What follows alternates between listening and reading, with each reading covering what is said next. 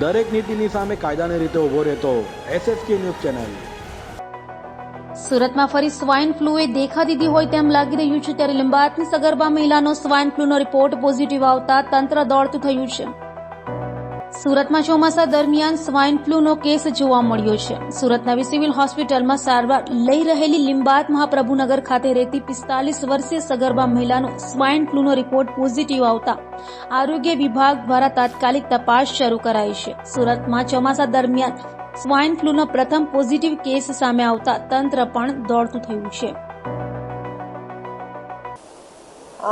હું નવી civil hospital Surat ખાતેથી તબીબ તરીકે આપ સૌને જણાવી દઉં કે અમારી પાસે એક મહિલા જે પ્રેગ્નન્ટ હતી, એ 24 વર્ષીય એક મહિલા અમારી પાસે આવી હતી, જેને 3-4 દિવસથી ખાંસી શરદીની તકલીફ હતી, જે લિંબાયતમાં રહેતી હતી। અને એ મહિલા અહીંયા આવી ત્યારે એને ડિલિવરી થવાની તૈયારી જ હતી।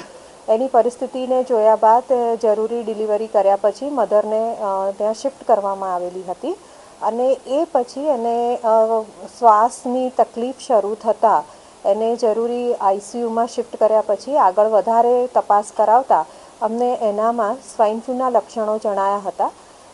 આપ સૌને જણાવી દઉં કે સ્વાઇન ફ્લૂના લક્ષણોમાં મોટાભાગે ખાંસી, શરદી, ગળામાં દુખાવો સાથે તાવ આવવાની શક્યતાઓ રહેલી હોય છે। જો યોગ્ય સમયે સારવાર કરી દેવામાં આવે તો એમાં રાહત થઈ જતી હોય છે, પરંતુ જો સારવાર કરવામાં ના આવે તો છેલ્લે પેશન્ટને શ્વાસ લેવામાં તકલીફ પડતી હોય છે।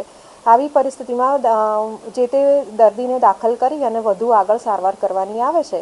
અમારે ત્યાં દાખલ થયેલ પેશન્ટમાં ખાંસી શરદીની તકલીફ હતી અને પછી એને શ્વાસ લેવામાં થોડી તકલીફ જણાતા ICUમાં દાખલ કરી જરૂરી સારવાર કરી અને એને જે દવાઓ છે, જે સ્પેસિફિક સ્વાઇન ફ્લૂ માટે આપણે દવાઓ છે એ ચાલુ કરવામાં આવી છે, અને એ દર્દીની હાલત અત્યારે સ્થિર છે। પહેલાં કરતાં એમની હાલતમાં સુધારો જોવા મળી રહ્યો છે, અને દર્દીને સારું થતાં એને વોર્ડ તરફ શિફ્ટ કરવામાં આવશે। દરેક નીતિની સામે કાયદાની રીતે ઊભો રહેતો SSK ન્યૂઝ ચેનલ।